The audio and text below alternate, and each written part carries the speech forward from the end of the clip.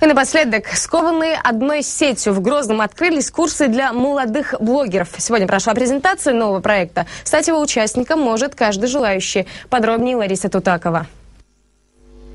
Мансур Усманов не только начинающий блогер, он один из организаторов проекта. По его словам, в республике очень мало интернет-пользователей, которые смогли бы достойно представлять республику во всемирной паутине. А курсы молодых блогеров должны помочь превратить любителя в профессионала. Мы их прежде всего сначала введем вообще, что такое понятие блог. Затем мы будем им объяснять уже прежде всего, как именно обращаться с блогом и размещать там определенного рода информацию.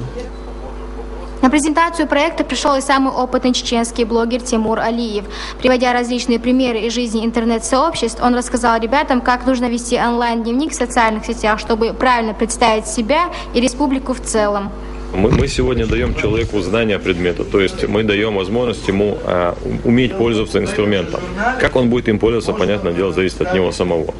Но прежде всего мы не раз уже сегодня и каждое свое занятие мы будем предупреждать человека, что очень важно быть ответственным к своему слову.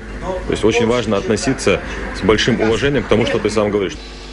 Курсы будут продолжаться еще 2 недели, и за этот срок, как отмечают организаторы, патриотический клуб «Рамзан» и Министерство печати, ряды чеченских блогеров значительно пополнятся.